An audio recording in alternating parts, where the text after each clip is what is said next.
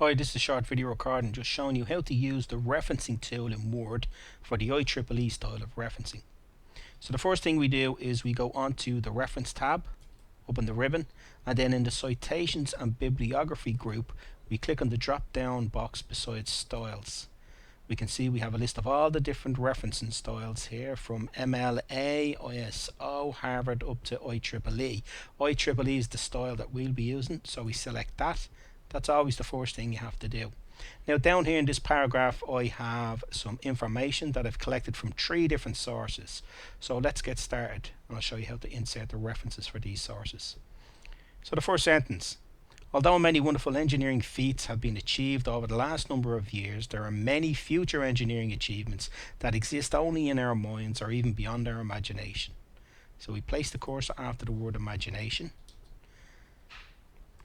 Then what we're going to do is we're going to go up onto the Reference tab in the Citations and Bibliography group, and there's a button there that says Insert Citation. First of all, I'm just going to scroll down a little bit here because I have a screenshot here of the information I'll need to put into that. So I'll go back up. I have my cursor after the word imagination, so I click on the drop down for Insert Citation, and I select Add New Source. So the Create Source dialog box appears. First thing we do is we select the type of source. Now depending on what type of source it is, we'll have to fill in different fields of information. So for example, if it was a book, we'd have to fill in the title, the book title, the year, pages, city and publisher. If it was a journal article, we'd have to put in the journal name, the year, the pages, the volume, the issues. This particular example is of a website, so we'll select website.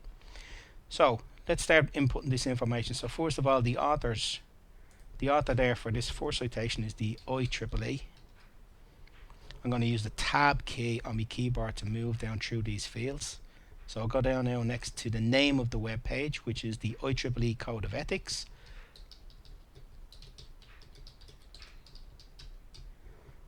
Tab down again to the next one. The next one we have down is the production company. It's the IEEE Advancing Technology for Humanity.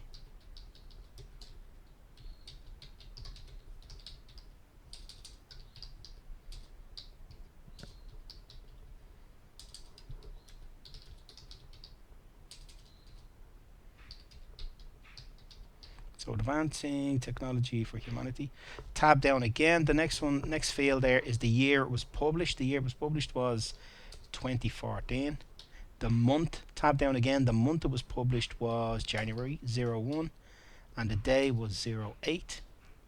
The year accessed. It's important that you put in the year that it was accessed because quite often web pages can be taken down at some stage in the future. So if we have the year, the date, the month and the day that you accessed it, then what we can do is you can go into Google Archives and pull back up that web page even if it doesn't exist anymore.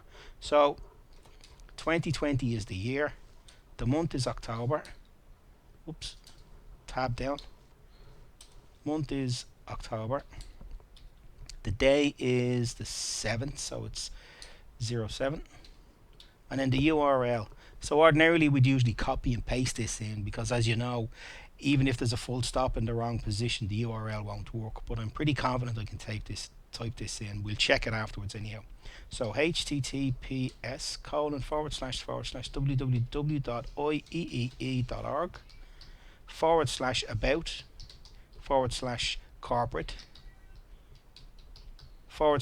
GOVERNANCE